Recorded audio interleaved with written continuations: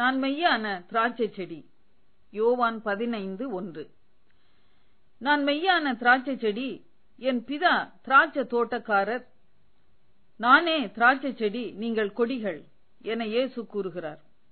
ஒருவேளை நம்மில் அநேகர் ஒரு திராட்சை தோட்டத்தை கண்டிருக்க மாட்டோம். அது ஒரு மேன்மையான இடம், பார்க்கும்போதே மன நிறைவை, சந்தோஷத்தை கொடுக்கும். இங்கே ஒரு ஆவிக்குரிய திராட்சை தோட்டத்தை காண்கிறோம். நம்முடைய பிதாதான் அந்த திராட்சை தோட்டக்காரர். இயேசு கிறிஸ்துதான் திராட்சை செடி, நம்மெல்லாரும் கொடிகள். இந்த கொடிகளுக்கு ஒரு விசேஷித்த அழைப்பு, கனி கொடுக்கும்படி மகிமையான அழைப்பு. இந்த அழைப்பின்படி நாம் கனி கொடுக்க வேண்டும். கனி கொடாவிட்டால் அக்கொடிகளை பிதா அகற்றி விடுகிறார். கனி கொடுக்கிற கொடிகளை அவை அதிக கனிகள் கொடுக்கும்படி சுத்தம் செய்கிறார். கொடிகள் கனி கொடுக்க செடியில் நிலைத்திருக்க வேண்டியது மிகவும் மிகவும் அவசியமாய் இருக்கிறது.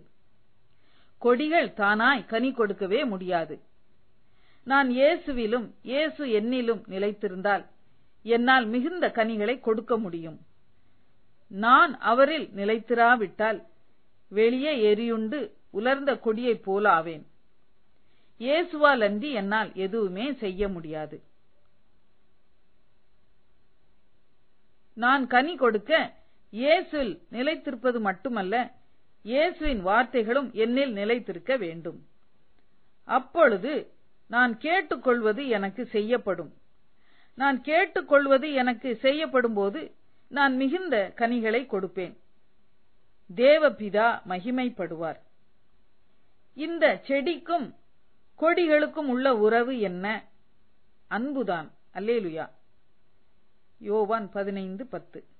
இயேசுவின் அன்பிலே நிலைத்திருப்போம். அவர் கற்பனைகளை கைக்கொள்வோம்.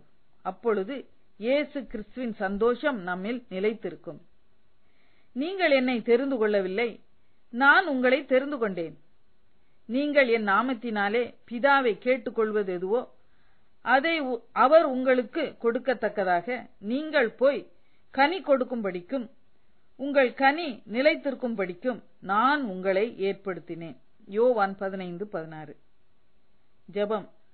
அன்பின் பரலோக பிதாவே, உம் சந்தோஷம் என்னில் நிலைத்திருக்கும்படி, நான் உம்மில் நிலைத்திருக்கும்படி கிருபை தாரும். என்னை ஆசீர்வதியும். ஆமேன்.